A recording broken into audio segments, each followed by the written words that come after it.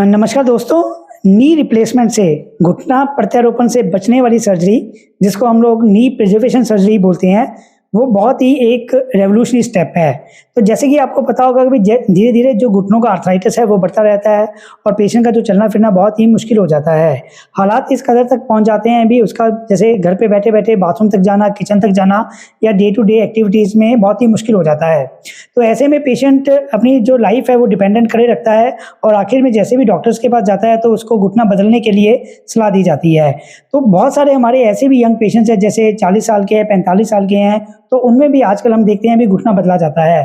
तो ऐसे में जो नी रिप्लेसमेंट की लाइफ है वो करीब 20 साल तक हम लोग बोलते हैं और 60 साल की उम्र में तो उसको दोबारा रिवीजन नी रिप्लेसमेंट की जरूरत पड़ जाती है। तो ऐसे में जितने हमारे यंग पेशेंट्स हैं जिनको अर्ली ऑस्टियोआर्थराइटिस है, तो उसमें नी प्रिजर्वेशन सर्जरी, जिसमें हम लोग बोलते हैं भी हाई टिबियल ऑस्टियोटमी के बहुत अच्छे रिजल्ट्स हैं और बहुत ही रेवोल्यूशनरी रिजल्ट्स हैं। तो हमारे साथ ऐसे एक पेशेंट मौजूद है, हम सरोज शर्मा जी, जो 45 साल के करीब हैं। तो उनकी हमने 3 महीने पहले हाई टिबियल ऑस्टियोटमी या नी प्रिजर्वेशन सर्जरी की थी। चलिए जानते हैं उनको कितना पहले दर्द था ऑपरेशन से पहले और ये घुटना बचाने वाली सर्जरी से उनको कितना फ़ायदा हुआ है। सो नमस्कार जी मैडम।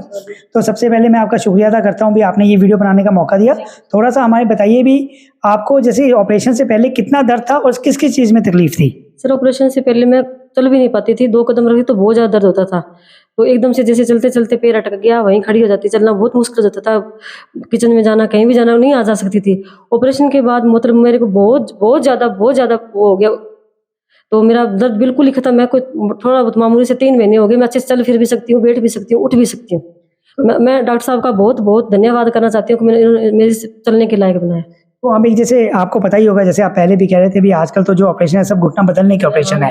तो बहुत ही यंग पेशेंट्स है, मैंने ऐसे भी देखा है भी 35-40 साल की उम्र होती है और वो लोग घुटना बदलवा लेते हैं। तो ऐसे बहुत सारे पेशेंट्स हैं जो 40 साल की उम्र में या 35 साल की उम्र में या 45 की एज में घुटनों से परेशान है।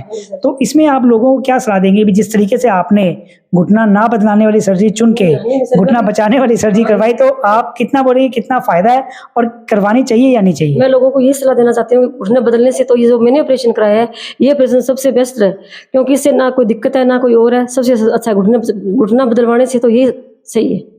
मतलब मेरा आपसे जैसे अपने व्यूअर से यही कहना है भी जैसे घुटना रिप्लेसमेंट की जो सही जो उम्र है वो है 55 से 60। तो 55 से 60 की उम्र में अगर आप घुटना बदलवाते हैं तो मान लीजिए वो 20 साल चला तो आप 80 साल की उम्र तक वो घुटना आपका साथ देगा। अगर वही घुटना आप 40 साल की उम्र में बदलवाते हैं तो 60 साल की उम्र में फिर वो बोलेगा भी अब मेरा बदलने का टाइम आ गया है। तो ऐसे में जो ये नी प्रिजर्वेशन सर्जरी है ये बहुत पुरानी सर्जरी है, लेकिन ये बीच में नी रिप्लेसमेंट ने इसको ऑब्सोल्यूट कर दिया था।